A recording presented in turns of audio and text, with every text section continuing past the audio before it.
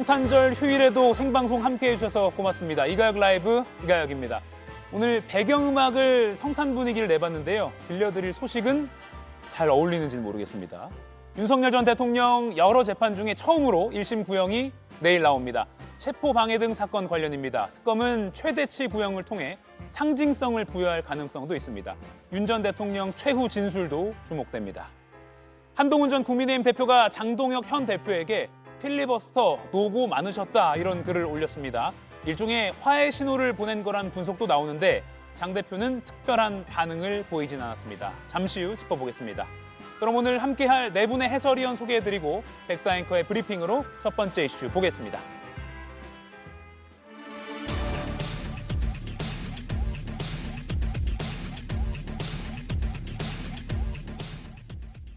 화합의 메시지가 쏟아진 성탄절, 정치권도 예외는 아니었습니다. 우리 당 장동혁 대표 노고 많으셨다. 장 대표를 향해 훈훈한 메시지를 보낸 주인공 다름 아닌 한동훈 전 대표인데요. 성탄절이기 때문일까요? 깜짝 칭찬과 함께 손을 내미는 모습을 보인 겁니다. 저희 싸운 적이 없어서요. 같은 동지로서 앞으로 나가자. 하니까 장 대표가 받을 거로 보세요? 그럼요. 메시지를 받은 당사자 장동혁 대표는 어떤 반응을 보였을까요? 그 필리버스터의 절박함 그리고 필리버스터의 필요성에 대해서는 누구도 다른 의견이 있을 수 없다고 생각을 합니다. 성탄절의 진정한 의미는 희생이라는 장동혁 대표. 과연 국민의힘은 오늘을 계기로 화합의 길을 걷게 될까요? 예, 오늘 네 분의 패널도 크리스마스 휴일인데 이렇게 함께해 주셔서 고맙습니다. 특히 김유정 의원께서는 저랑 좀 비슷하게 녹색 계열로 네. 크리스마스 추억 이런 얘기를 좀 하고 시작해야 될 것 같아요. 정치권 얘기하기 전에 특별한 추억이나 재밌는 기억 있으신 분 있으세요? 김유정 의원님. 아니 뭐 아이들하고 이제 예. 뭐 어제도 케이크 잘라서 뭐 함께 음식 먹으면서 예. 모처럼 그 화목한 시간. 분위기, 좋은 시간 보냈는데요. 예. 저는 뭐 개인적으로는 작년 크리스마스 이브에는 오대영 앵커와 함께 오대영 라이브에서 맞아요. 올해는 성탄절 당일날 이가혁 라이브에서 이가혁 앵커와 함께 보내는데요. 상대적으로 상당히 평화롭습니다. 예. 작년 이 즈음에는 정말 많은 국민들이 거리에서 추운 겨울을 보냈잖아요. 그런 걸 생각하면 상대적으로 지금 얼마나 평화로운가 생각하게 되고요. 예. 동시에 1년이 지났는데도 아직도 뭔가 결론이 안 났다는 거에 대해서 또 상대적인 불안감이 또 엄습해 오는데요. 조만간 모든 것이 다 정리가 되고 예. 진정한 제자리로 가는 그런 날이 오기를 기대하겠습니다. 제가 작년 성탄절 뉴스를 찾아보니까 공수처 윤 전 대통령 소환 날이었는데 불응했다는 그런 기사가 있더라고요. 근데 역시 정치 얘기 좀 안 하고 시작하려고 했는데 바로 작년을 회상하시면서 시작하셨습니다. 정광재 의원님 뭐 기억 특별한 거 있으세요? 아무래도 뭐 크리스마스는 가족에 대한 애틋함 예. 이게 더 더해지는데 제가 1995년 대학교 2학년 때인데 예. 처음 비행기 타봤습니다. 아. 해외 나가서 배낭여행할 때인데 크리스마스를 제가 아마 체코에서인가 보냈던 것 같아요. 와. 근데 이렇게 달을 보면서 밤이니까 크리스마스 이브 저 달을 우리 어머니도 보고 계시겠지 이렇게 생각했는데 생각해 보니까 한국은 낮이었을 것 같아요. 아, 예. 저희 어머니가 작년에 돌아가셨는데 그래서 더 좀 애틋한 마음이 있습니다. 예. 가족을 떠올리는 분들이 가장 많으시군요. 혹시 말씀하시고 싶은 예, 분 있으세요? 저는 80년대 후반에 이제 군대 너무 옛날 얘기를 생활을 다들. 문산 이제서 했는데 그때 이제 미군 부대에서 하면서 사실 저희가 이제 그 주기적으로 가는 이제 과원에 뭐 솜씨는 없지만 이제 그 케이크를 만들고 이제 가서 이제 나눠 먹고 이제 오는데 거기에서 이제 그 19살짜리 최고 형이 딱 올라오더니 이제 형님들 올해 고맙습니다. 내년에도 꼭 찾아와 주십시오. 이렇게 이야기를 한 것이 이제 기억이 남는데 저는 그런 어떤 경험을 좀 살려가지고 제가 이제 21대 때 아동복지법 개정을 통해서 지금 과원 시설이 이제 그전에는 19세면 무조건 나와야 됩니다. 예, 예. 근데 사회 적응하는 게 굉장히 좀 쉽지 않습니다. 그래서 본인이 원하면 25세까지 있으면서 이제 국가가 이제 여러 가지 사회 적응하는 등 그런 걸 좀 하도록 이제 법을 이제 대표 발의도 하고 있는데 예. 어쨌든 이제 크리스마스 때면 그 친구의 그 목소리 형님들 내년에도 꼭 와주십시오. 그런 게 다시 생각납니다. 군인 홍석준이 아직까지 기억해 왔는. 그래서 자립 청년들을 위한 그런 법안을 또 만드신 그런 추억을 말씀하셨습니다. 김영남 위원까지 듣고 갈게요. 예. 아무래도 이제 아이들 어렸을 때 예. 그 전날 이렇게 매달아 놓은 양말에다가 선물을 집어 넣어 놓으면 예. 아침에 일어나서 아이들이 정말 산타크로스 할아버지가 주고 간 거로 믿고 예. 막 좋아하면서 산타크로스 할아버지가 내가 이걸 갖고 싶어 하는지 어떻게 알았지? 뭐 그런데 그런 거 보면서 귀여워했던 기억이 있는데 이게 나이가 들어도 누가 주는 건 그냥 좋더라고요. 아, 예. 저는 약간 반론을 제기하고 싶은 게 산타 할아버지가 주는 게 맞잖아요. 참고로 저희 아이들이 보고 있어서 아직까지 믿고 있어서요.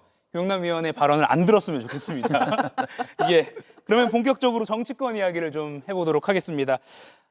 이재명 대통령이 취임 후에 첫 성탄절을 맞아서의 메시지를 냈습니다. 온기, 희망, 위로 등을 언급했습니다. 그리고 오늘 성당을 방문했다는 그런 대변인의 브리핑도 조금 전에 언론에 배포가 됐습니다. 그런데 성탄절 휴임임에도 오후 3시부터요. 김용범 정책실장 주재로 쿠팡 사태 대책 회의가 열렸는데 참석자들이 상당히 중책들이 다 모였습니다. 과학기술정보통신부 장관, 개인정보보호위원장, 방송미디어통신위원장, 공정거래위원장, 경찰청 관계자, 또 외교부 장관과 국가안보실 관계자. 그러니까 경제, 공정거래뿐만 아니라 외교 라인까지 총 출동했다는 것. 정부 차원에서 상당히 이 쿠팡 사태 심각하게 보고 있다는 것 같아요. 예, 그래서 유관기관이 모두 한 자리에 모인 거잖아요. 예. 또 다음 주에는 30일, 31일 쿠팡 관련 또 모든 그 관련 상임위가 종합적으로 해서 그 청문회를 다시 한번 열잖아요.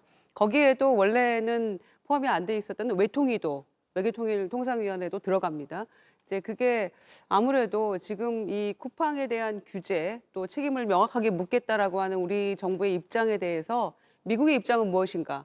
라는 부분에 대해서 그 외교 라인을 통해 정확한 입장을 들어야 될 것 같아요. 왜냐하면은 사실 우리나라에서도 대관 업무하는 직원들 많이 뽑고 소위 이제 로비스트 같은 역할이죠. 그렇지만 미국에서도 마찬가지로 이 로비 자금으로 어마어마한 돈을 천문학적 숫자를 쏟아붓고 있거든요. 예. 그러니까 쿠팡의 매출은 대부분 한국에서 이루어지고 있지만 이제 나스닥에 상장했잖아요. 쿠팡 ES가. 그래서 그 점에 있어서 나스닥 상장하고 한 5년간 156억 정도 우리 돈으로 그 로비 자금으로 풀었다고 하잖아요.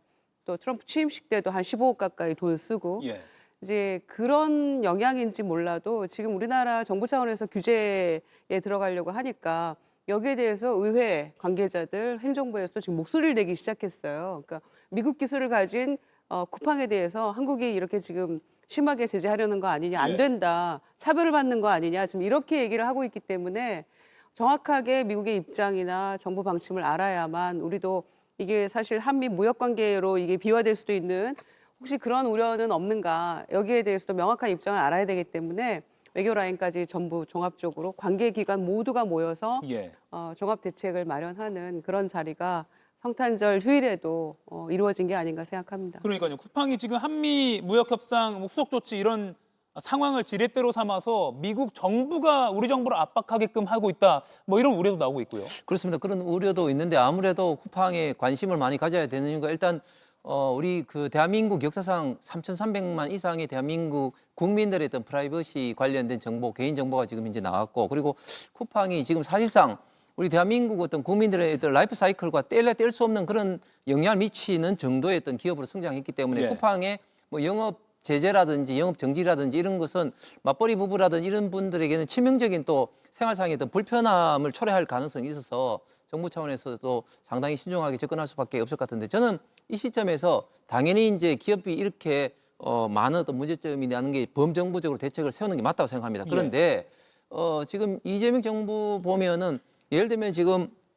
환율 상승으로 인해서 물가가 이제 폭등을 하고 있는데 이재명 대통령은 뜬금없이 생리대 가격이 비싸다는 식으로 해서 이제 특정한 어떤 아이템을 지정하는데, 이 문제는 왜 문제가 터지냐면 이 우리 대한민국의 이 사이버 지금 시큐리티, 이 사이버 보안적인 문제에서 굉장히 큰 문제입니다. 이 문제뿐만 아니라 SKT도 그랬죠. 조금 전에 얼마 전에는 또 중국 그 로봇 청소기 업체죠. 로봇락 또 텐센트하고 연결해가지고 관련된 정보, 개인정보 샜다는 그런 것들이 있었지 않습니까? 그래서 정말 우리 대한민국의 사이버 보안 차원에서 특히 중국의 어떤 해커라든지 이런 측면에서 우리가 어떻게 대처할 것인지 좀 더 종합적인 어떤 측면에서 검토를 해야 되지 개별 기업에 대해서 자꾸 이렇게 징벌적으로 접근하는 것은 너무 작게 보고 있는 거다. 이렇게 좀 말씀드리고 싶습니다. 그런데 이게 지금 사실은 쿠팡에서 일어났던 개인정보 유출은 기업 단위에서 이루어진 사고 내지는 뭐 사건입니다. 예. 근데 쿠팡의 대응이 정말 이해가 안 되는 게 이걸 자꾸 본인들이 나서서 한미 간의 외교 문제 내지는 통상 문제화 시키고 있어요. 그러니까 지난주에 한미 FTA 공동위원회 회담이 갑자기 취소된 게 있었습니다. 그거는 사실은 장관급 회담을 앞두고 실무선에서 그 교섭을 하다가 이른바 온라인 플랫폼 규제와 관련해서 이견이 좁혀지질 않아서 취소된 건데 처음에 그런 내용으로 미국 그 폴리티코라는 언론 매체에서 보도를 했거든요. 예. 근데 원래 보도한 내용에 하루 정도인가 시간이 지난 다음에 다른 내용이 슬쩍 추가가 됐어요.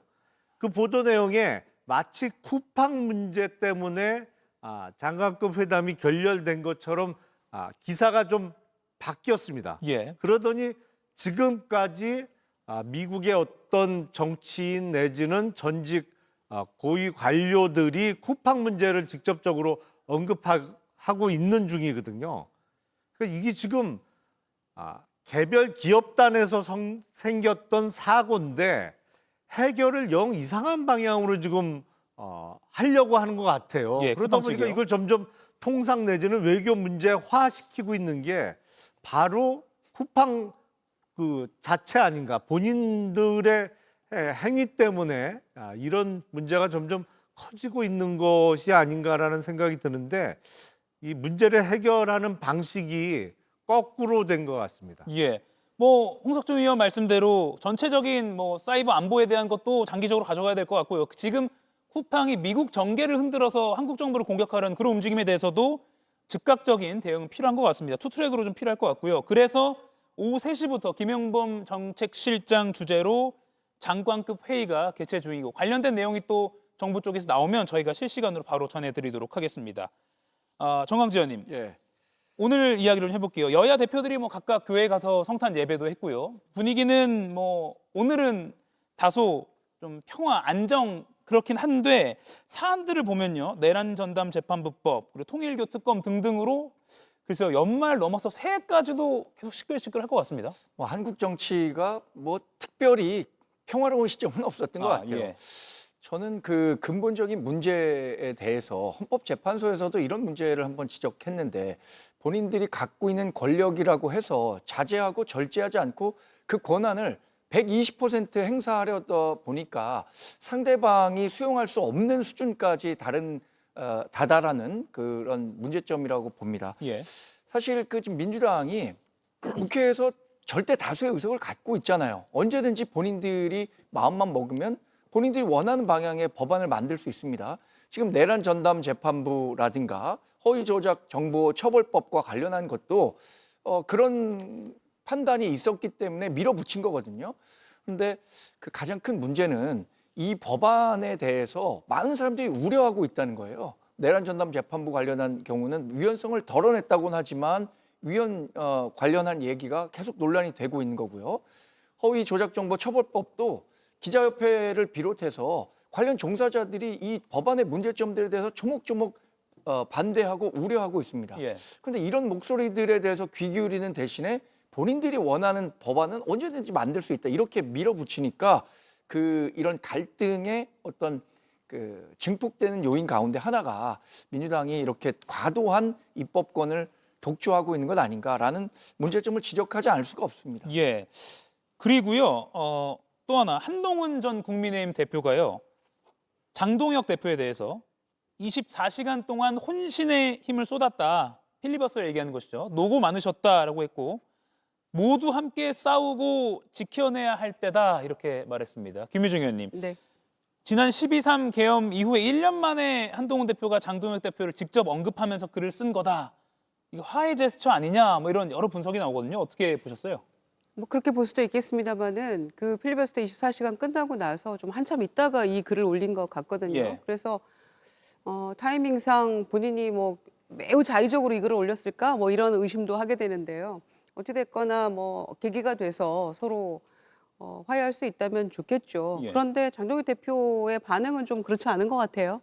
좀 뜨뜻미지근한 것 같고 예. 실질적으로 또 언급도 회피했고요. 직접적으로 이렇게 글을 올린 거에 대해서도 별 반응은 없었던 것 같아요. 누구나 이 필리버스터 한 거에 대해서는 뭐 동의한다는 취지로 얘기를 했기 때문에 그런데 장동혁 대표식으로 얘기를 하자면 내부의 적 한 명이 지금 화해의 손길을 내민 것인데 예. 크리스마스 선물로 화답하면 좋겠습니다만 별로 그래 보이진 않고요. 또 크리스마스 메시지는 갈등과 뭐 갈등을 넘어서 뭐 대화 타협하자 이랬습니다만은 예. 내부에서 어떤 대화 타협은 여전히 요원한 문제가 아닌가 그런 생각이 들기 때문에 지켜봐야 되겠습니다만. 근데 한동훈 전 대표의 경우에는 뭐 그 고생했다 이런 메시지도 좋습니다만은 그 내용 자체가 고작 2시간짜리 계엄이라는 윤석열 전 대통령과 똑같은 메시지인데 여기에 대해서 좀 비판도 동시에 해야 되는 게 아닌가 저는 싶어요. 예. 그러니까 자꾸만 서로 갈등 양상을 보이고 있는데 할 말을 좀 제대로 하는 모습도 필요하지 않은가. 이를테면 얼마 전에 토크 콘서트에서 뭐 굉장히 많은 사람들이 모여서 했다고는 합니다만 예. 김종혁 전 최고위원이 소위 친한계 지도부 아니었습니까? 그런데 당무감사위에서 2년 자격정지 2년, 당원 자격 정지 예. 2년이라는 중징계 공고를 받았음에도 불구하고 그 부분에 대한 얘기가 전혀 없는 것 같아요. 그래서 정치를 대승적으로 하는 것도 물론 필요한 일인 것 같아요. 국민의힘에서 지금 굉장히 옹졸한 정치를 하고 있는 것 같지만 적어도 또 목소리를 내야 될 때는 정확하게 내는 것도 필요하지 않은가 그런 생각입니다. 예. 그래서 김영남 의원님 이런 문제 그리고 김유정 의원이 방금 언급한 대로 토크 콘서트 무대에서 굳이 김종혁 전 최고위원 2년 중징계 공고에 대해서 언급하지 않은 것 등등으로 봤을 때 당원 게시판 논란 뭐 이대로 이제 조금 그만합시다라는 메시지를 장동혁 대표 쪽에 전하는 것 아닌가? 네. 방금 오늘 모두가 함께 싸우고 지켜내야 할 때라고도 한동훈 대표가 페이스북에 올렸고요. 어떻게 보세요? 그런 의미가 담겨 있겠죠. 화해 제스처예요, 그러면? 왜냐하면 예. 지금 어쨌든 뭐 일반 국민의 입장에서는 당원 게시판에 게재됐던 내용이 크게 문제가 안 될 수 있다라고 생각을 할 수 있습니다만 뭐 국민의힘 당원이라든지 아니면 강성 지지층 입장에서는 어떻게 당 대표라는 사람이 그 가족들이 동원돼서 현직 당시 대통령 부부에 대해서 험담을 할 수 있느냐 뭐 이렇게 생각할 여지도 있거든요. 뭐 예. 저는 동의하기 어렵습니다만 그렇기 때문에 한동훈 전 대표 입장에서는 어차피 국민의힘에서 계속 앞으로 정치를 할 거라면 그러니까 당을 떠나지 않을 거라면 이 문제가 공식화되고 본인 또는 본인의 가족이 직접적으로 연루됐다는 게 공식적으로 확인되지 않는 게 최선일 수밖에 없거든요. 예. 그래서 지금 당권을 갖고 있고 또 당의 징계나 뭐 윤리위원회 구성권을 갖고 있는 장동혁 대표에게 일종의 화해 제스처를 보낼 수밖에 없는 상황 아닌가라는 생각이 들고 그런 의미에서 필리버스터 관련해서 뭐 계기를 마련하고자 했을 수 있겠죠. 예, 그 계기를 마련하고자 했다. 그런데 이 당원 게시판 문제와 관련해서 한지아 국민의힘 의원은 본인이 적절한 시기에 한동훈 전 대표가요 매듭을 지을 것이라고 전망을 했고 반면에 서정욱 변호사는 조금 더 강하게 잘못했다라고 인정을 해야 한다라는 취지로 주장을 했습니다. 홍석준 네. 의원님, 당원 게시판 문제 한동훈 전 대표 본인이 해결을 해야 한다면 어떤 방식이 돼야 될까요? 제가 볼 때는 지금 본인이 해결을 궁극적으로는 해야 되겠지만 예. 지금은 시간이 너무 지금 많이 지나버린 것 같아요. 그러니까 이 단계가 처음에 문제가 터졌을 때만 하더라도 충분히 본인이 해결할 수가 있는데 그때는 침묵 내지는 이제 부정을 하다가 이제 당무감사위원회에서 조사가 거의 다 끝나고 이제 곧 당무조사위원회에서 징계 결과를 발표를 앞두고 있는 시점이라서 시간이 굉장히 좀 많이 좀 지난 것 같고 사실은 이제 이것이 그 당시에 그 당 대표로서 뭐 한동훈 전 대표가 직접 했던 아니면 가족이 했던 윤석열 전 대통령 부부에 대해서 입에 담지 못할 어떤 험담을 했다는 것 자체도 사실은 충격이지만 이것을 가지고 언론에도 나가고 이런 것들이 굉장히 충격적인 이슈일 수밖에 없는데 이 문제를 어쨌든 빨리 매듭 짓지 않고 시간을 끌게 되니까 지금 굉장히 한동훈 전 대표 입장에서 지금 궁지에 몰린 그런 상황이거든요. 그래서 서정욱 변호사가 이야기했듯이 만약에 사과를 한다고 여론이 달라질까 하는 또 좀 생각도 됩니다. 어쨌든 뭐 그 징계가 어떻게 나올지는 모르겠지만 어쨌든 중요한 것은 한동훈 전 대표의 어떤 입장 표명이고 거기에 대한 어떤 사과 여부가 먼저 이제 중요한데 한동훈 전 대표가 좀 아쉬운 거는 좀 더 빨리 이걸 했으면은 더 좀 쉽게 봉합이 될 수 있는 문제도 지금은 굉장히 지금 어려운 상황까지 왔다고 보여집니다. 예. 아무튼 어제 장동혁 대표에 대한 혼신의 힘을 쏟으셨다, 노고 많으셨다, 함께 우리가 싸워야 된다라고는 메시지를 보냈기 때문에 이에 대해서 오늘 기자들이 장동혁 대표에게 따라붙었어요. 예배 끝나고 나올 때 이렇게 한 전 대표가 화해 메시지를 보냈는데 어떻게 생각하시냐라고 했더니 이에 대한 직접적인 언급 없이 좀 뭐 다른 말을 하면서 직접 응답을 안 했거든요. 사실상 무응답을 했거든요. 정강지 의원님. 아유 뭐 한동훈 전 대표 그렇게 반응해 주시니 고맙습니다. 뭐 이런 말이 나왔다면 급물살을 살 텐데 원론적인 답변을 했어요. 이거 어떻게 봐야 됩니까? 일단 한동훈 전 대표의 메시지 예상하지 못했었던 거잖아요. 저는 뭐 잘 낸 메시지라고 생각합니다. 왜냐하면 지금 민주당의 입법 독주 또 이재명 대통령의 실정 이걸 보수 전체가 연대해서 견제의 목소리를 내야 하는데 지금 그렇지 못한 모습을 보이고 있기 때문에 우리 지지자들이 실망하는 부분이 있잖아요. 그 중심에는 어쩌면 장동혁 대표와 한동훈 전 대표의 갈등이 있을 겁니다. 이 갈등을 봉합하기 위해서 어느 한쪽이 먼저 손을 내밀어야 하는데 저는 한동훈 전 대표가 어쨌든 관련해서 같이 함께 싸우자라는 메시지를 줌으로 이 보수 지지자들이 느끼는 감정은 좀 좋았을 것 같다는 생각이 듭니다. 그렇다면 장동혁 대표도 조금 더 전향적인 목소리를 냈으면 좋았겠지만 원론적인 답변이었죠. 저는 좀 더 시간이 지나면 장동혁 대표가 관련해서 다른 메시지를 낼 가능성도 있다고 보고요. 당무감사위원회에서 지금 진행하고 있는 당원 게시판 문제와 관련해서도 사실 이 문제가 이렇게까지 확산될 거라고는 예상하지 못했죠. 그런데 지금 당권을 갖고 있는 분들이 이것을 굉장히 정치 쟁점화해서 한동훈 전 대표에 대해서 좀 어떤 그 정치 정쟁의 도구로 활용하고 있다는 점은 부인할 수는 없지만 한지화 의원이 얘기하고 있는 것처럼 저는 어떤 특별한 계기, 그러니까 당무감사위원회도 소명을 하라고 할 거 아닙니까?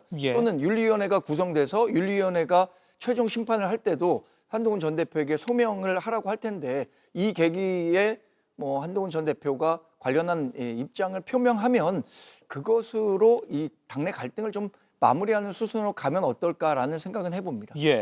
그리고 장동혁 대표의 이른바 필리버스터 리더십이 부각됐다 이렇게 좀 긍정적으로 평가하는 여론도 있는데 그래서 다음 행보가 뭐냐에 주목이 됩니다. 그런데 중앙일보에 따르면요. 장 대표가 새해 이명박 전 대통령, 박근혜 전 대통령 등 원로들을 잇따라 만날 예정이다라는 보도가 나왔습니다. 특히 이 MB를 만난다는 것은 좀 더 구체화된 그런 기사 내용들이 있었는데 장해찬 여의도연구원 부원장도 깜짝 놀랄 만한 인물을 새해 만날 수도 있다 뭐 이런 식의 언급을 해서 그게 이건가? 뭐 이런 추측도 나왔습니다. 홍석준 의원님.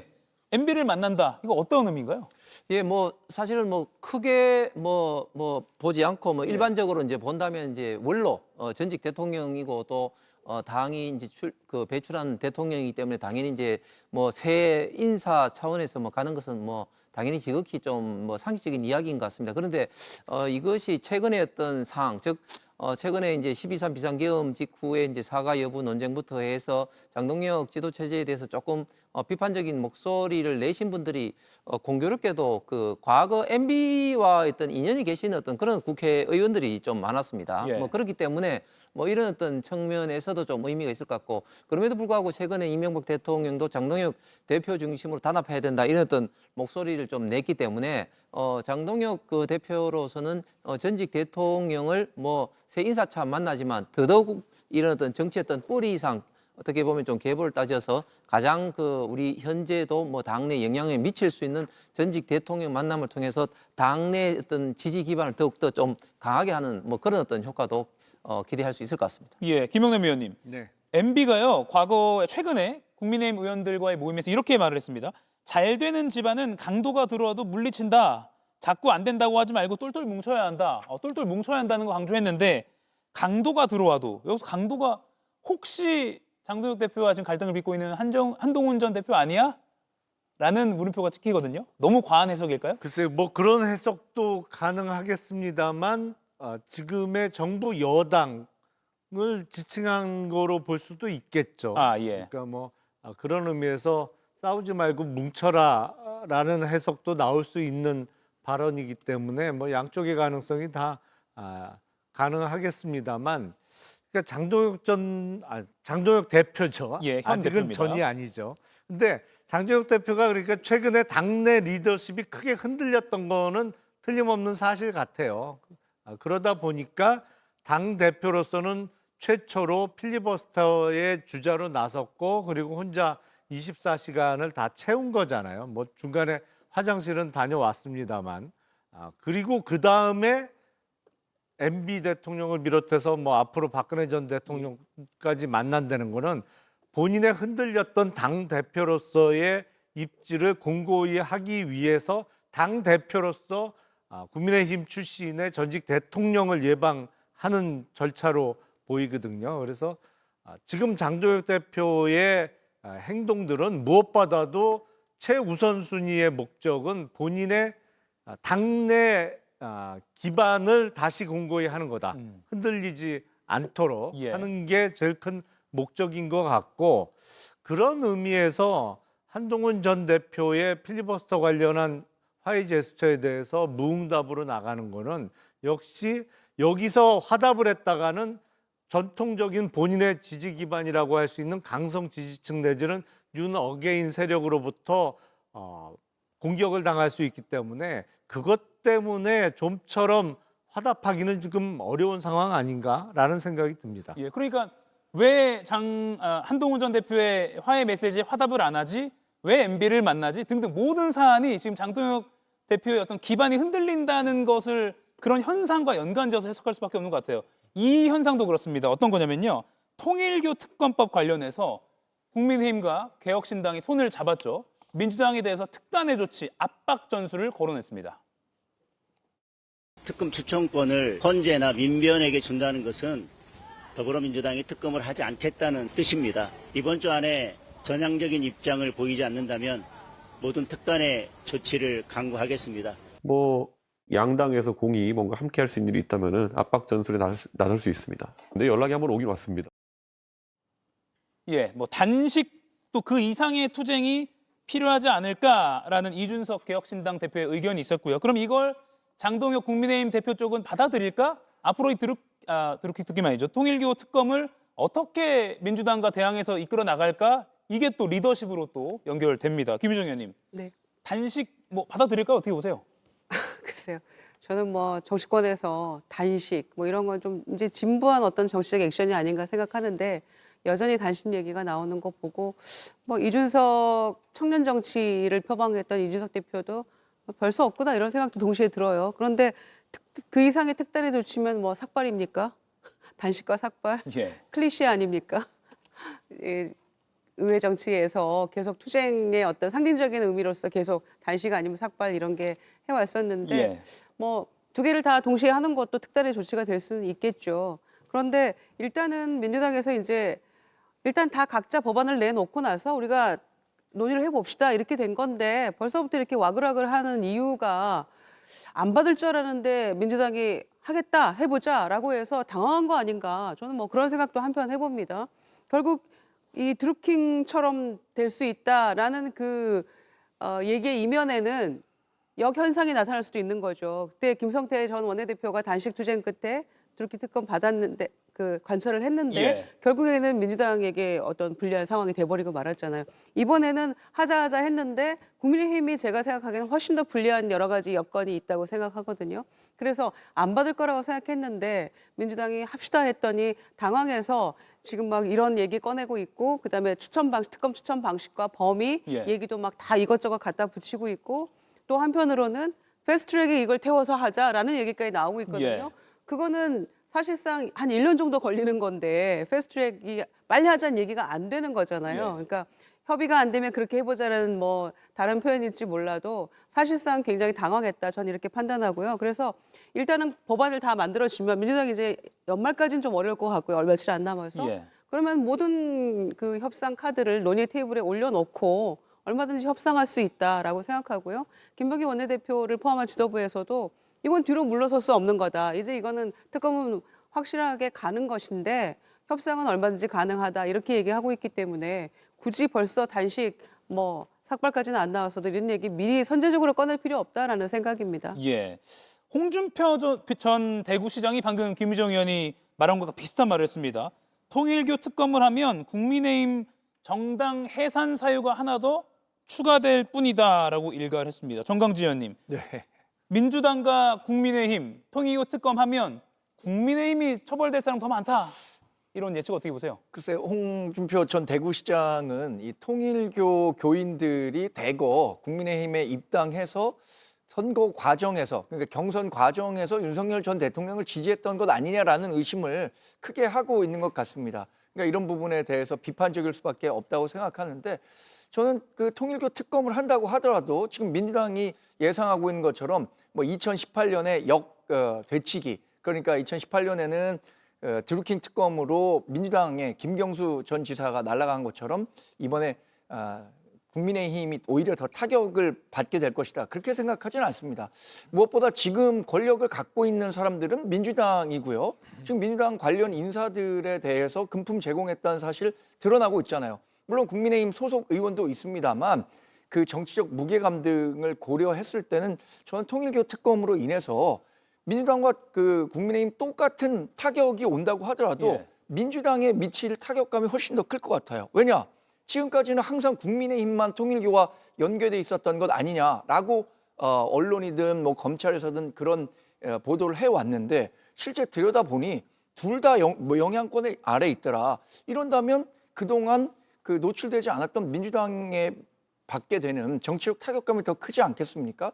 저는 정말로 엄정하고 민주당과 국민의힘에 대해서 똑같은 잣대로 특검이 진행된다면 민주당이 입을 타격 또 이재명 대통령이 입을 타격이 훨씬 더 클 것으로 예상합니다. 예, 백다 앵커 부르기 전에 홍석준, 김용남 위원께도 이어진 질문 드릴게요.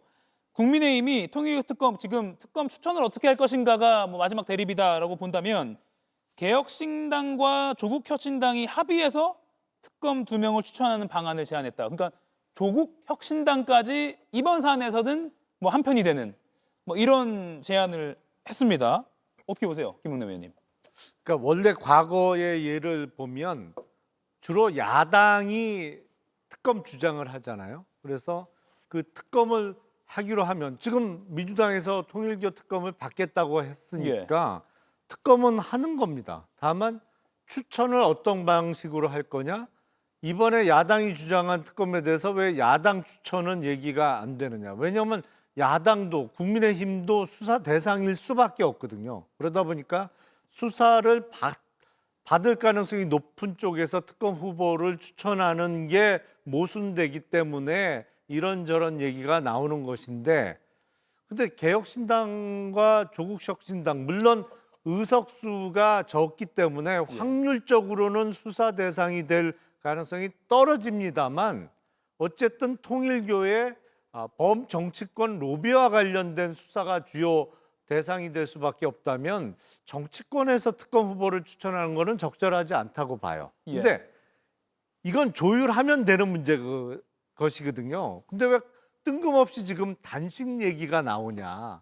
뭐 장동혁 대표나 이준석 의원의 단식 얘기가 나오는 건 저는 통일교 특검의 후보 추천 방식과 관련한 단식은 아닌 것으로 의심이 좀 돼요. 그럼 시간 끌기다. 아니요. 이게 보면 이준석 의원이 여기서 단식을 얘기하는 건 정말 뜬금없어요. 예. 왜 저런 얘기를 할까? 아마 지금의 집권 세력에 맞서서 단식하는 야당 정치인, 뭐 탄압받는 정치인으로서의 이미지를 미리 만들기 위한 작업으로 보이는데 며칠 전에 왜 김건희 특검에서 피의자로 조사를 받고 나왔잖아요. 예. 조사를 받으면서 본인에 대한 기소 가능성을 어느 정도는 감지를 한 것이 아닌가라는 좀 의심이 듭니다. 그래서 기소될 때를 대비해서 탄압받고 투쟁하는 야당 정치인의 이미지를 구축하기 위해서 지금 단식 얘기를 꺼낸 것이 아닌가. 왜냐면 아니 특검은 하기로 민주당이 합의를 해줬기 때문에 예. 특검 후보 추천 방식은 정말로 디테일한 거예요. 그걸 뭐 조율하는데 단식을 운운할 상황이 전혀 아니거든요. 예. 정말 뜬금없어요. 어떻게 보세요? 김영남 의원이 개혁신당에서 나와서 이준석 대표를 상당히 이제 비판적으로 보는데 왜 이렇게 서두를 수밖에 없느냐, 왜 지금 현재 이렇게 돼야 되느냐.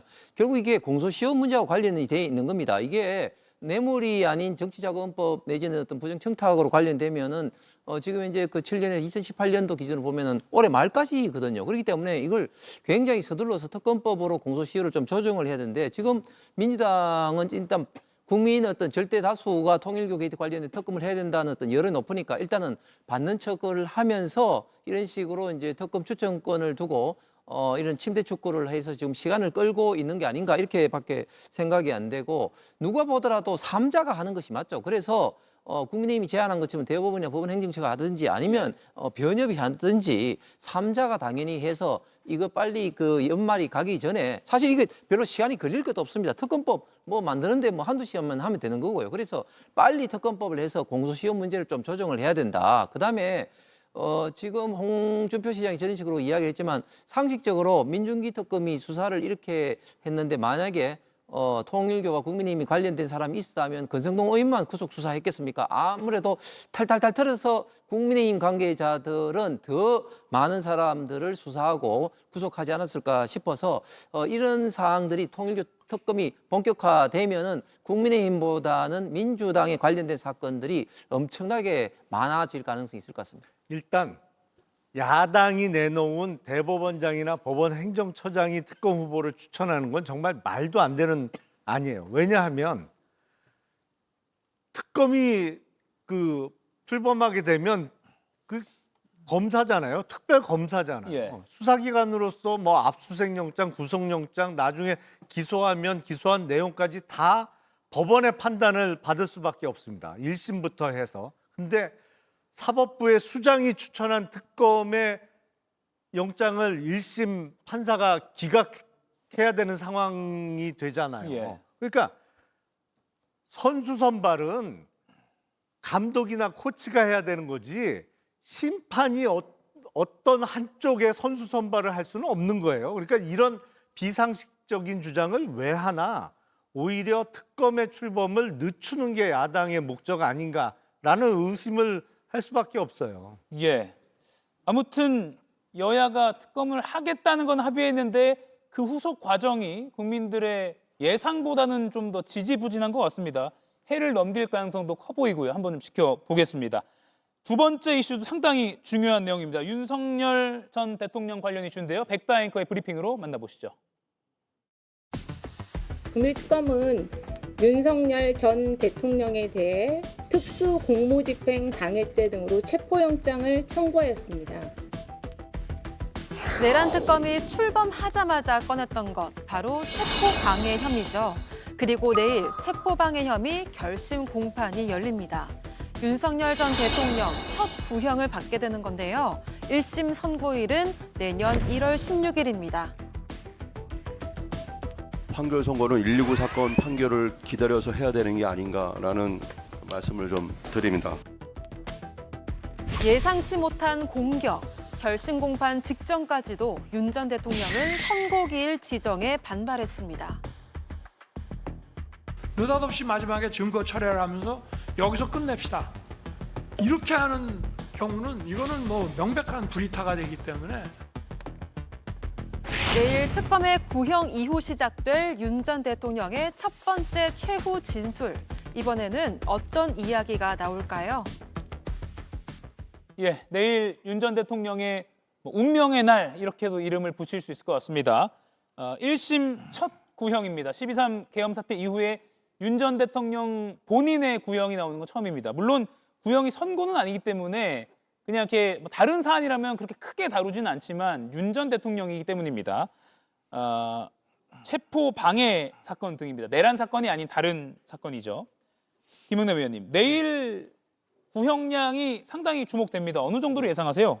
일단 특수공무집행 방해죄의 법정형은 징역 7년 6개월 이하입니다. 원래 공무집행 방해죄는 징역 5년 이하인데 특수공무집행 방해는 거기에 2분의 1까지 가중할 수 있기 때문에 징역 7년 6개월까지 구형이 가능한데 이게 죄가 하나가 아니잖아요. 다른 죄가 뭐 몇 개가 더 포함이 돼 있죠. 뭐 그렇다고 단순 합산을 하지는 않습니다만 제가 보기엔 구형량은 징역 7년 내지는 뭐 10년 정도에서 나오지 않을까라는 예상을 해봅니다. 예, 7년에서 10년 정도. 아무튼 특검은 상당히 죄가 중하다라고 앞서 언론에서도 밝힌 바가 있기 때문에 최대치를 구형할 가능성도 있다 이런 전망도 나옵니다. 내일 오전 10시 15분에 체포방해 이 사건 결심 공판이 열리고요.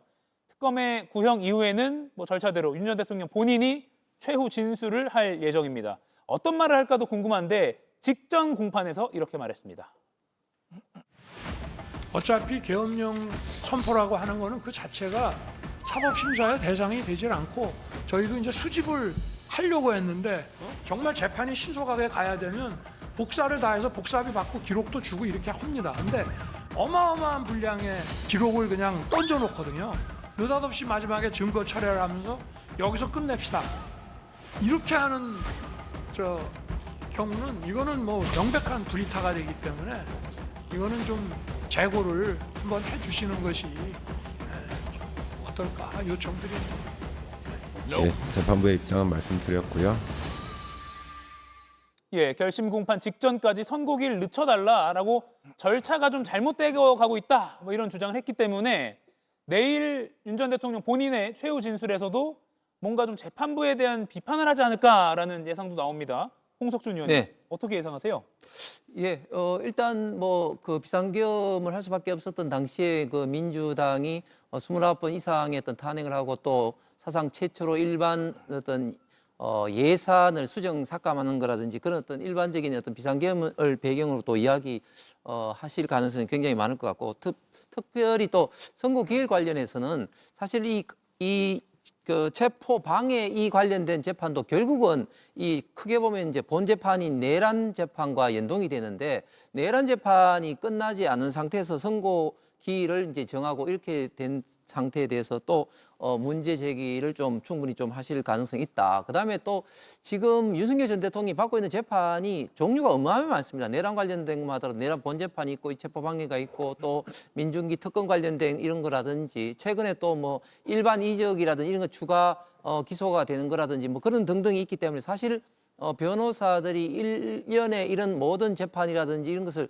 사실 대응하기가 굉장히 지금 빡빡한 그런 어떤 상황이기 때문에 선고 기일과 재판 진행 절차에 대한 문제점도 마지막에는 또 진술하지 않을까 생각을 합니다. 예, 김유정 의원님, 지난번에도 이거 불복 빌드업처럼 볼 수도 있다라고 분석을 해주셨는데 최근에 뭐 다른 법정에서 한 얘기도 들어보면 내가 내란 우두머리냐 혐의자지 피고인이지 우두머리 그 자체는 아니지 않냐라고 군사법원에서 말한 바도 있고요.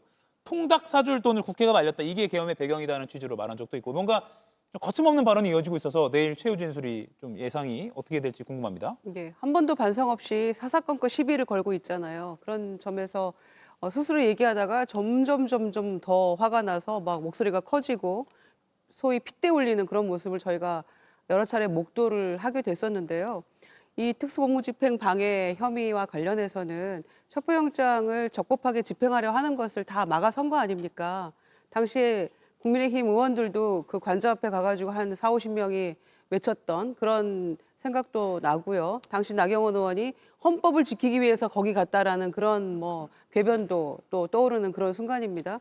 그런데 당시에 공수처에서 이 체포영장 집행하기 전에 국방부 그리고 경호처에 다 공문을 보냈어요. 그 장병들 동요하면 안 된다.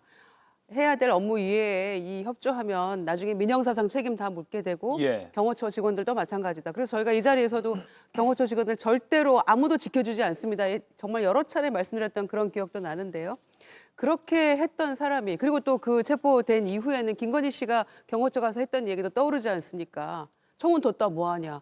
아니 그럼 실제로 지금 공수처 직원들 집행하라고 한 사람들을 향해서 총을 쏘기라도 할 태세였다는 것인지에서 제가 반문하지 않을 수 없는데요.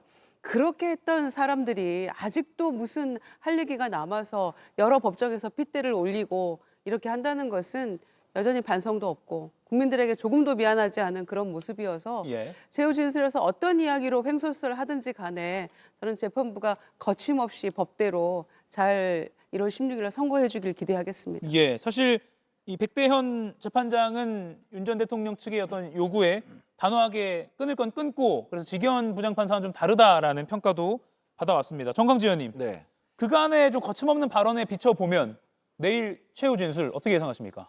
근데 내일은 그 내란 혐의와 관련한 재판에 대한 최후 진술이 아니라 예, 체포영장 집행을 방해했다는 혐의에 대한 최후 진술이잖아요. 예, 체포영장 집행과 관련해서는 당시에 수사권이 없는 공수처가 체포영장을 집행하는 것이 적법 절차냐 이런 부분을 따졌기 때문에 저는 그 부분과 관련한 이야기를 할 것 같아요. 그래서 뭐 내란과 관련해서 이야기를 하는 것이 지금 재판과는 전혀 의미가 없거든요. 그래서 아주 뭐 그 소극적인 의미의 답변을 할 것 같은데, 그런데 지금 얘기하시는 거는 뭐 군사법원에서든 다른 재판에서든 이제 이 기일이 예. 조금씩 다가오다 보니까 감정적으로 아니면 더 선명한 메시지를 내야겠다라는 생각 때문에 조금 발언의 수위가 높아지거나 감정적이 된 것 같은데 내일 뭐 그런 정도의 메시지를 내지는 않을 것 같다고 저는 예상해 봅니다. 예. 그런데 윤 전 대통령 측 변호인인 송진호 변호사가 법정에서요, 이 사건은 현재 다른 재판부에서 진행 중인 지기현 재판부죠. 내란 우두머리 사건 결과에 따라서 선고되어야 한다. 그러니까 이 사건이 분명 다른 사안이지만 내란 본안과 관련이 있기 때문이다. 그러니까 체포방해 사건 이거 선고, 내란 사건 선고 이후로 미뤄달라라는 걸 주장을 계속하고 있거든요. 김영남 의원님. 네. 내란 혐의 사건 결과 기다리자라는 윤 전 대통령 측의 주장은 일리가 있는 겁니까? 일리가 없죠. 사실은 체포 방해는 적법한 절차에 따라서 발부된 체포영장을 들고 온 공무원들의 공무집행을 방해한 사건이거든요. 그러니까 내란죄가 내란 우두머리 혐의가 유죄냐 무죄냐 하고 직접적인 관련성이 없어요. 근데 왜 저런 주장을 할까? 어떻게든 선고를 최대한 밀어놓고 싶은 거죠. 그러니까 뭐 매도 천천히 맞고 싶은 심정인지 모르겠습니다만 법리적으로도 그렇고 논리적으로도 그렇고 지기현 재판부의 내란 수계 재판 결과가 나올 때까지 기다릴 필요는 전혀 없는 것이고 예. 지금 그리고 이 특검법에 의해서 이 사건 재판이 이루어지고 또 일부 재판 과정의 중계도 이루어졌습니다만 법상 명확해요. 6개월 이내에 선고하도록 되어 있거든요. 예.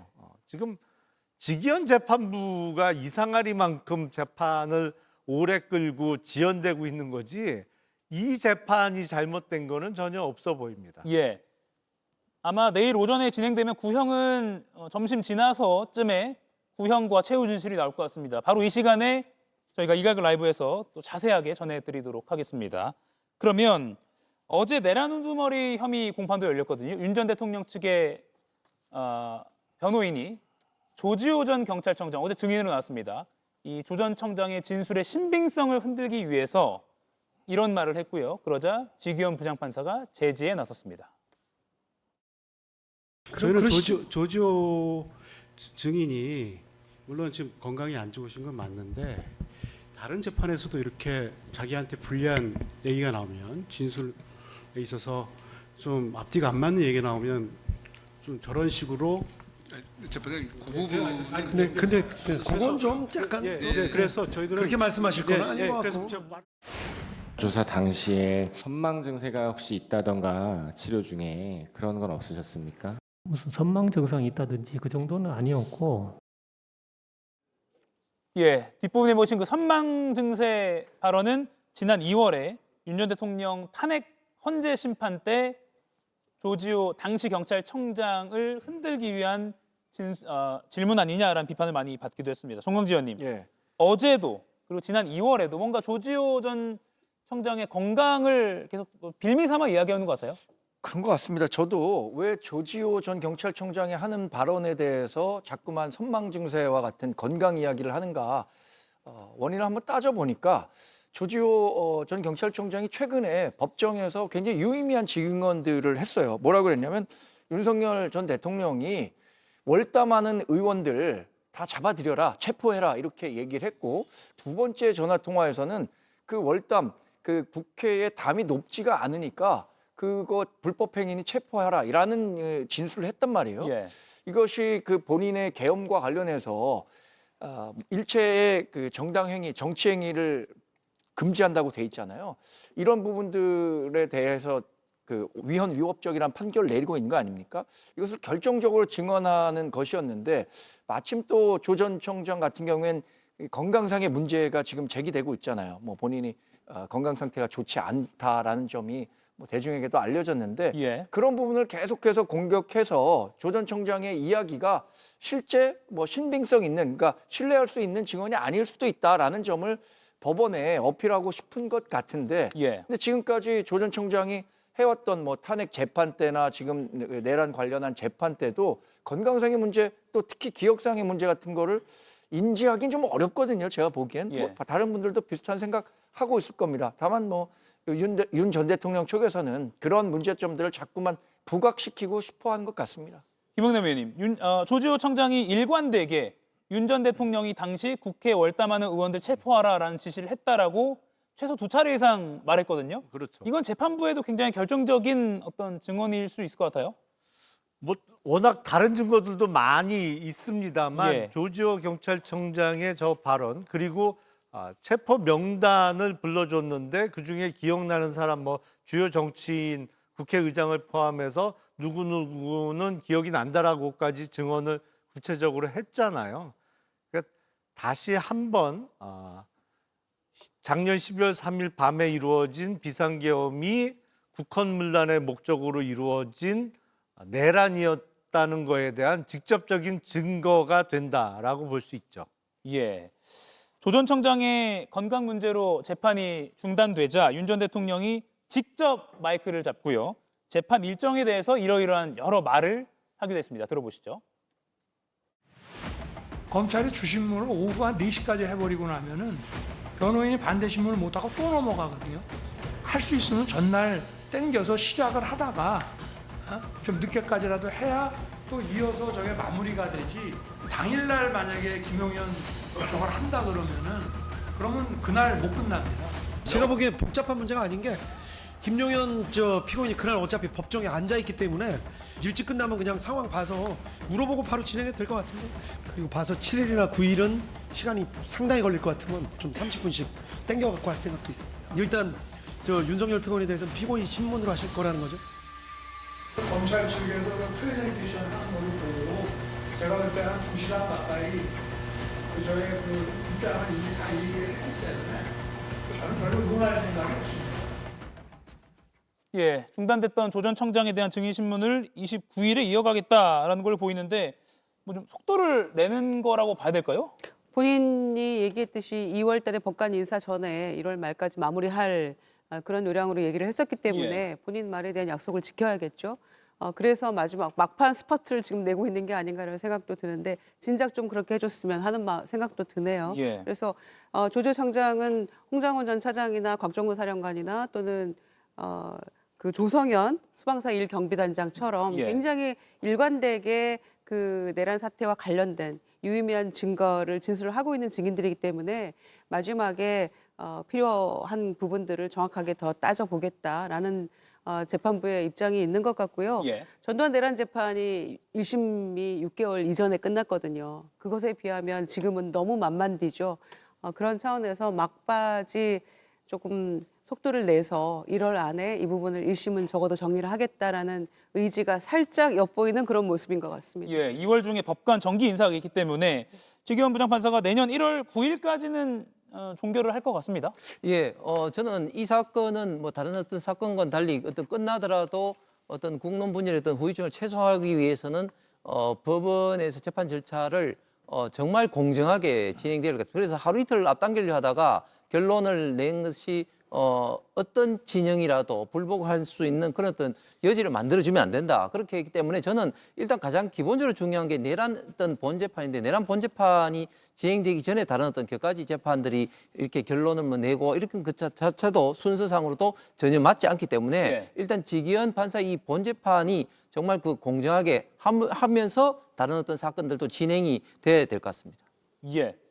내일 내란 재판이 아니라 체포방해 등 다른 혐의 사건 윤 전 대통령의 1심 결심입니다. 구형이 나오고요. 윤 전 대통령 본인의 최후 진술도 있습니다. 이 시간에 생생하게 또 정리해 드리겠습니다. 네 분과는 여기서 인사드리고요. 저는 조갑재 대표 인터뷰로 바로 또 이어가겠습니다. 고맙습니다.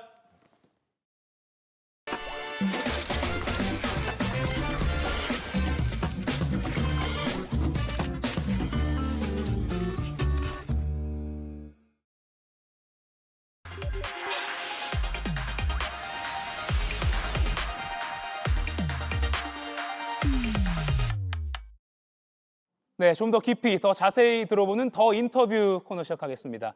연말 변화 움직임이 나올지 주목되고 있는 장동혁 국민의힘 대표부터 이재명 대통령이 최초로 시도한 정부 부처 업무 보고 또 뭐 청와대가 이전했고요, 용산을 떠났고요. 또 김병기 민주당 원내대표의 여러 의혹까지 조갑재닷컴 대표와 함께 자세히 짚어보겠습니다. 어서 오십시오. 예, 안녕하세요. 예. 정치권 본격 이야기 들어가기 전에 오늘 성탄절이잖아요. 예. 조 대표께서는 성탄절 하면 어떤 추억이 떠오르시나요? 아주 옛날 거 얘기해 주셔도 됩니다. 아니, 제가 몇 년 전에요. 예. 벨기에를 갔어요. 아, 예. 거기 보면은 1914년 1차 세계대전 중에 독일군하고 영국군이 휴전을 한 적이 있어요. 크리스마스 휴전을 해가지고 거기서 축구를 했습니다. 아, 그 영화로도 만들어졌는데 예, 본 그 것 같습니다. 현장에 갔어요. 아, 그걸 보면서 제가 한반도로 생각했습니다.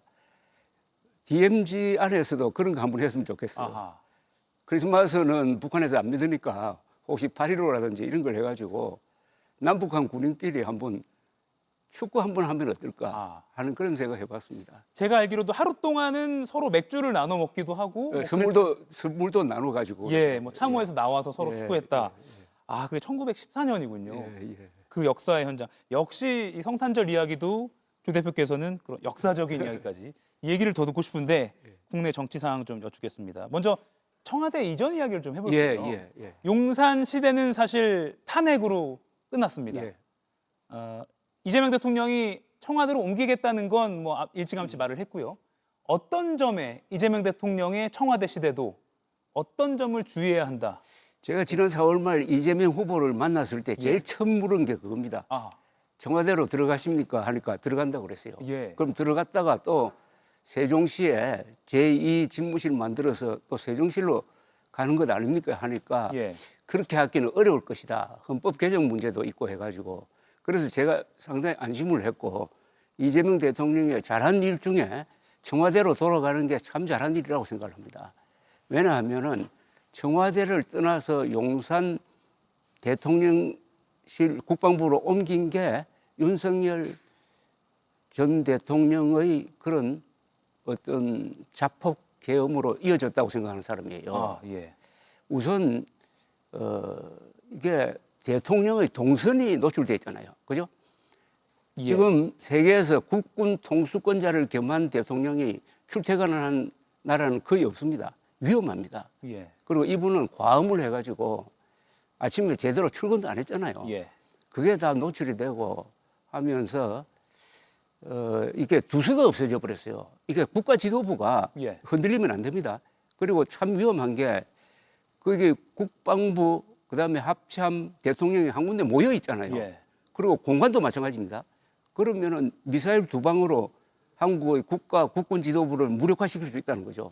그걸 처음부터 제기를 하면서 저는 이런 느낌을 받았어요. 역사적 관점에서 이 대통령실을 청와대에서 다른 데로 옮기는 것은 아주 정권의 어떤 붕괴로까지 이어질 수 있다 하는 생각이 들었습니다.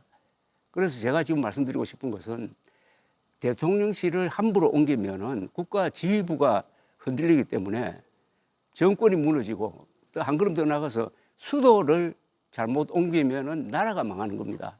그래서 저는 이재명 대통령이 이제 선언을 해야 된다고 생각합니다. 수도 이전 문제는 이제 더 이상 논하지 않겠다. 수도 이전. 그러니까 수도 이전이 천도입니다. 천도라는 것은 한 국가가 할 수 있는 가장 중요한 일입니다. 그런데 함부로 수도를 세종시로 이전해야 되겠다는 이야기를 함부로 합니다. 예. 그걸 함부로 할 사안이 아니잖아요. 지금 그러니까 딱 경계선이 하나 있어요. 수도를 이전하지 않겠다면은 뭘 옮기면 안 되냐 하면은 대통령 중심제 국가니까 대통령실을 옮기면 안 됩니다. 대통령실을 세종시로 옮기면 그건 천도가 됩니다. 예. 또 대법원도 여기 있어야 돼요.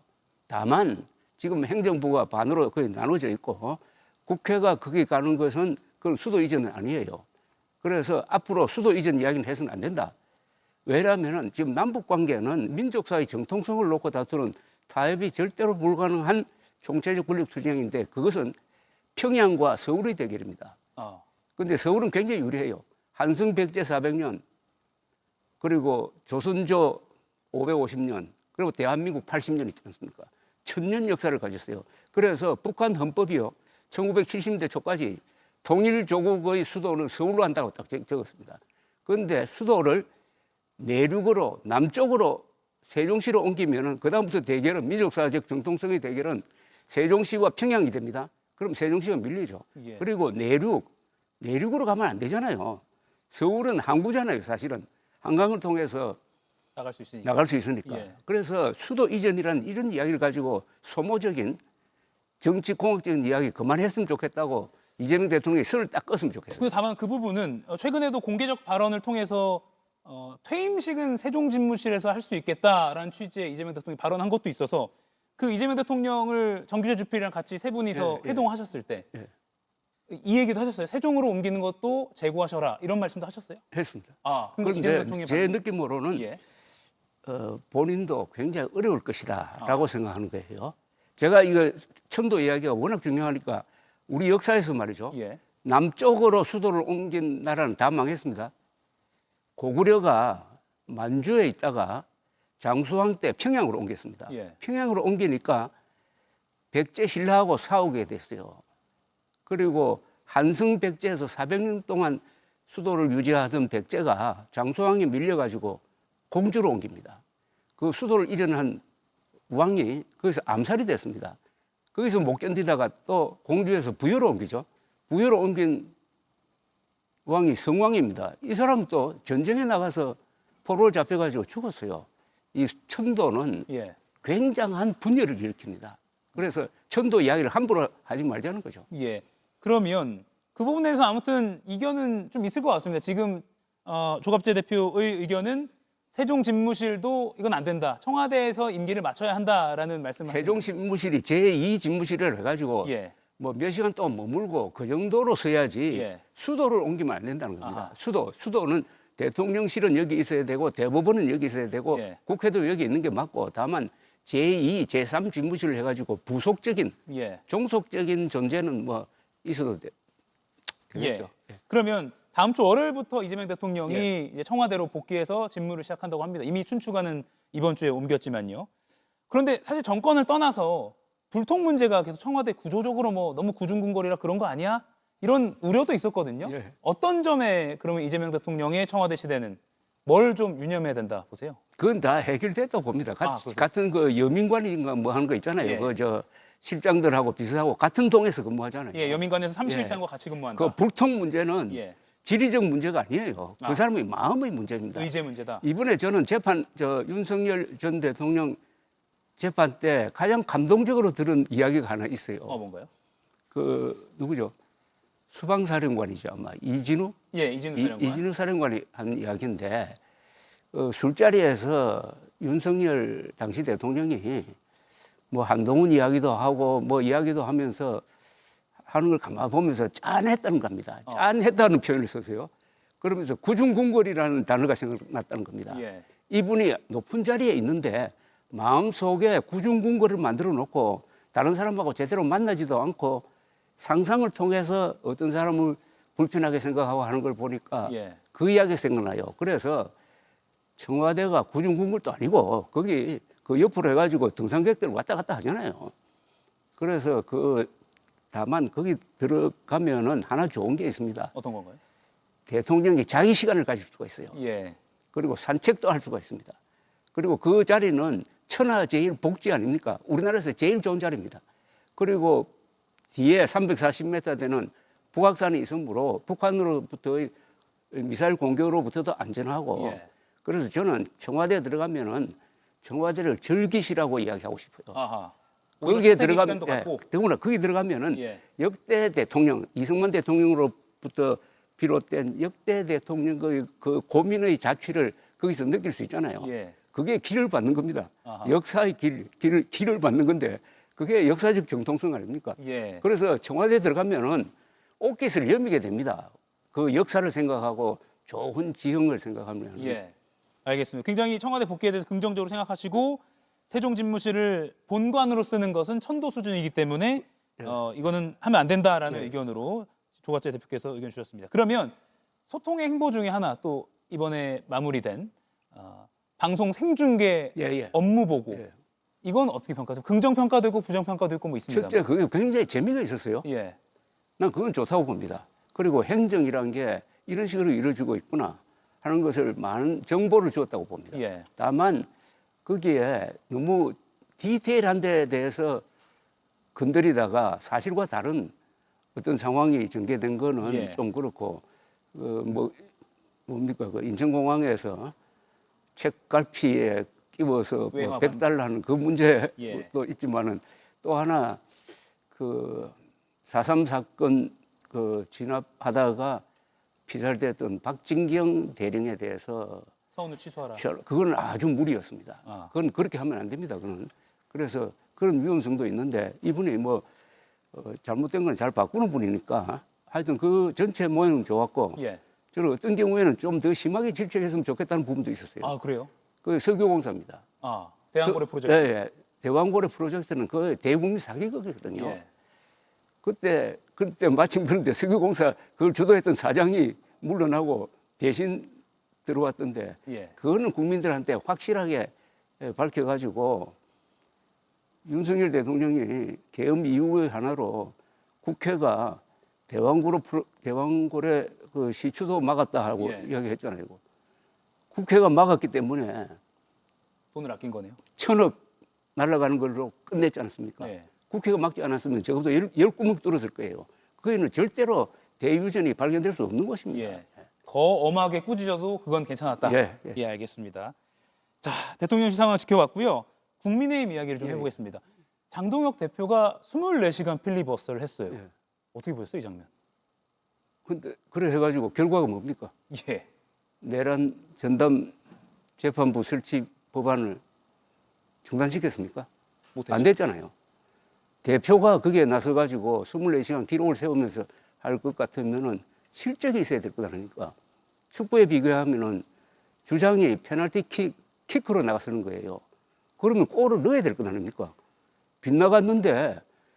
빗나갔지만 아주 세게 쳐가지고 멀리 날아갔다고 지금 자화자찬을 하고 있는데 이런 식으로는 안 된다 이거죠. 이런 식으로 지금 장동혁 대표가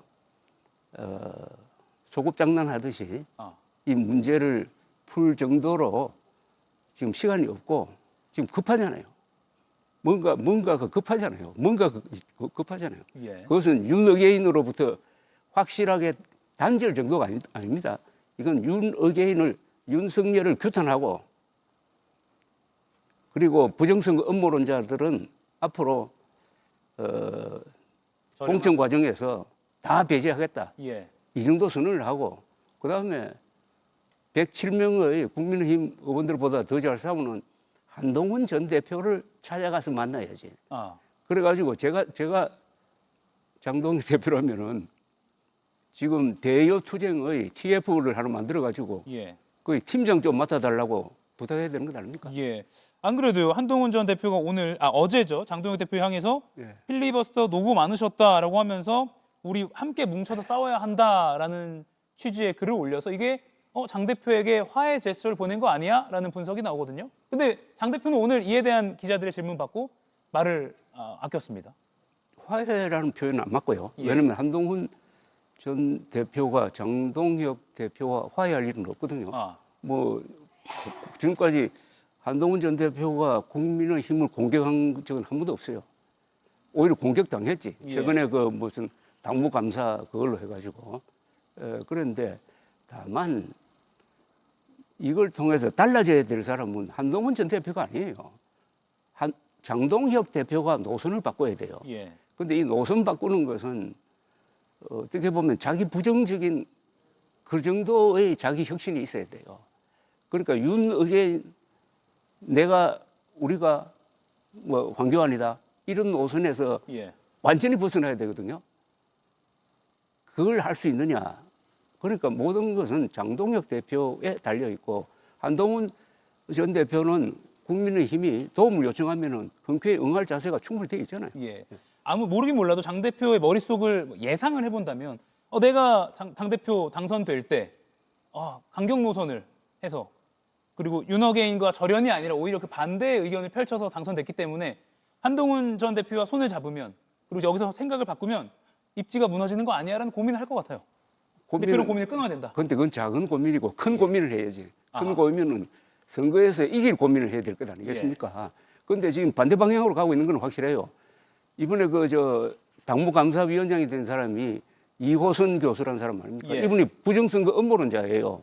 부정선거 음모론은요, 국민의힘 당헌으로 징계해야 됩니다. 당헌은 위반입니다. 그런데 그런 사람이 징계받아야 할 사람이 지금 김종혁 전 최고위원을 징계 권고했잖아요. 그러니까 지금 장동혁 씨가 처해 있는 그 자리가 너무나 모순적이기 때문에 여기서 어떻게 탈피할 거냐.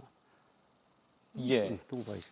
그리고요, 또 좀 된 일이지만 김문수 전 장관과 한동훈 대표가 러브샷하는 장면이 있었는데 이에 대해서 조가채 대표께서 이 두 사람이 장동혁 대표를 무너뜨릴 수 있다 이렇게 평가하신 바가 있습니다. 그런데 지금 며칠이 지났는데 그 이후에 김문수 전 장관의 특별한 움직임은 없어서 특별한 움직임이 없더라도 가만히 있는 게 움직임 아닙니까?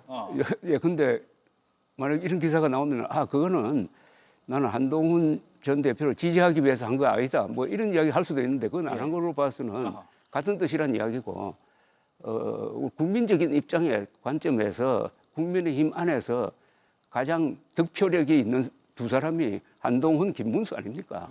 두 사람이 손을 잡아가지고 작심하면은 당내에서 여러 가지 일을 만들 수가 있는데 지금은 그런 시점은 아니라고 보겠죠. 장동혁 대표에 대해서 연말까지 변화를 해야 된다라는 초선 의원들의 그런 목소리도 있었기 때문에 변화가 있을지 좀 지켜봐야 할 것 같습니다. 민주당 이야기도 좀 해볼게요. 김병기 원내대표가 여러 가지 의혹이 계속 연일 보도가 되고 있어요. 예를 들면 항공사로부터 편의 제공을 받았다. 가족이 베트남으로 출국할 때 의전 서비스를 요청했다. 물론 본인은 아니었고 실제로 받지 않았다라고 했고요. 근데 오늘 오후에 이런 보도가 나왔습니다. 대형 병원에 원래 당일 진료가 힘들잖아요. 그런 당일 진료가 가능하게 특혜를 받았다. 이런 의혹까지 드러났습니다. 지금 연일 이어지는 김병기 원내대표 관련 의혹 어떻게 보세요? 하나하나 제가 사실 확인을 안 한 입장에서 전체적인 흐름을 보면은 국회의원들이 흔히 하는 그런 갑질에 속하는 것 아닙니까? 또 해명이 그렇게 명쾌하지 않는 것 같고요. 김병기 원내대표는 제보자가 과거에 함께 일했던 보좌관인데 교묘한 언술로 공익 제보자 행세를 하고 있다. 그러니까 이제 악의적인 감정을 갖고 나와 헤어진 보좌진이 이렇게 제보하고 있다. 이렇게 해명을 하고 있거든요. 그런데 가까이 있는 사람들이 등을 돌리는 경우에는 등 돌리는 사람도 문제가 있겠지만은 그 위에 있었던 사람의 문제도 있거든요. 그래서 저게 적절한 해명은 아닌 것 같아요.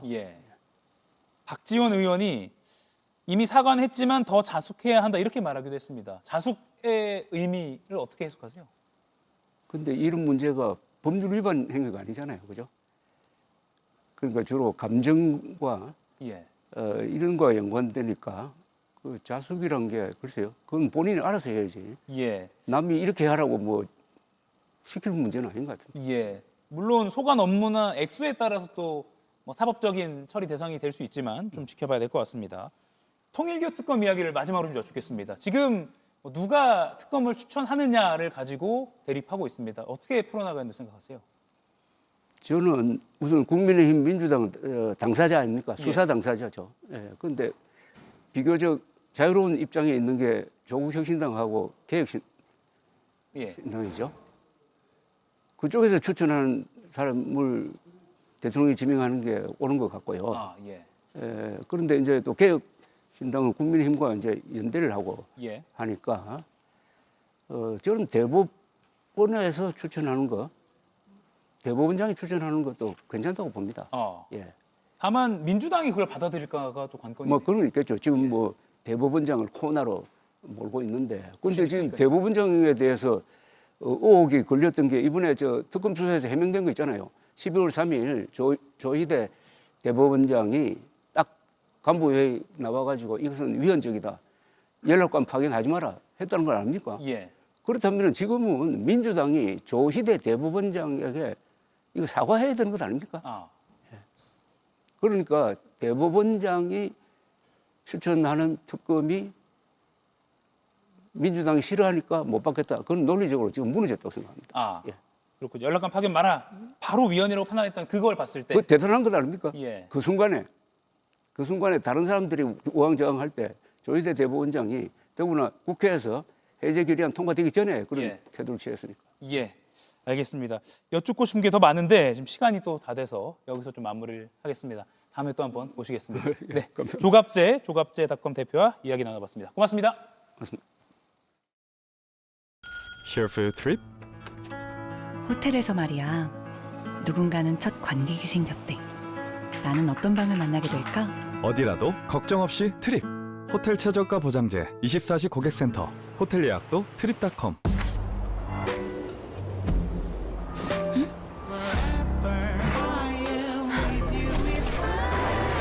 겨울이니까 노르디스크 크리스탈 다운. 야, 너 내가 그런 말로 화가 풀릴 것 같아?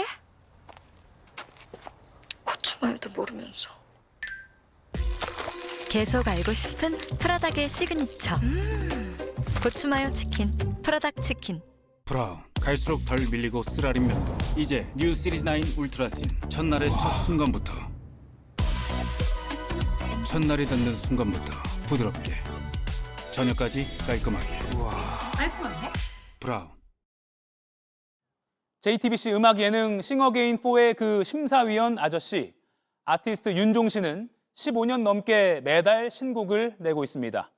2016년 월간 윤종신 12월호에 담긴 재즈풍 캐럴, 그래도 크리스마스. 음악도 음악이지만 우이역 스크린도어 사고, 우병우 황제 조사, 그리고 국정농단 사태까지 다사다난했던 당시 사회상을 시각화한 뮤직비디오가 백미입니다.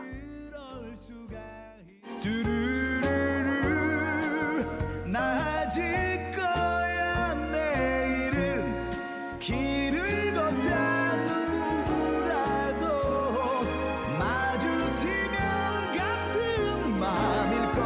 Merry Merry Christmas.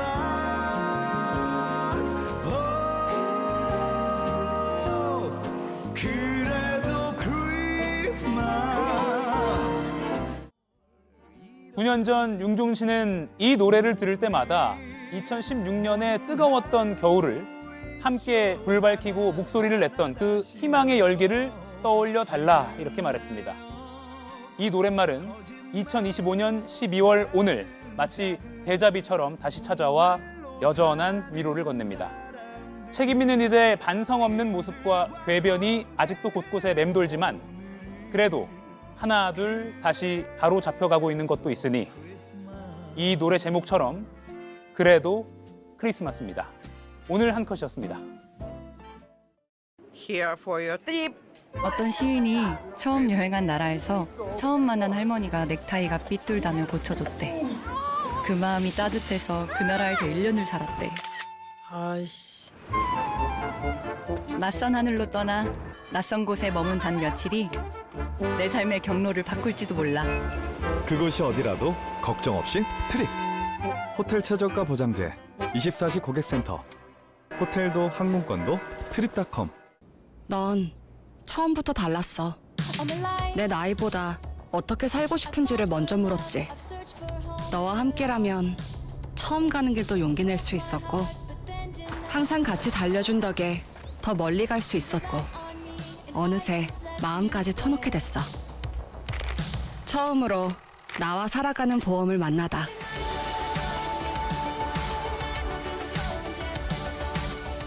한화손해보험. 바로 이어지는 JTBC 뉴스룸 예고해드리겠습니다. 쿠팡이 대만에서도 물류와 관련한 규정, 절차를 지키지 않아 문제가 되고 있습니다. 그 물류를 총괄하는 사람, 김범석 의장의 동생인 유킴, 김유석 부사장으로 파악됐습니다. 현지 취재 내용 잠시 후 뉴스룸에서 자세히 전해드리겠습니다.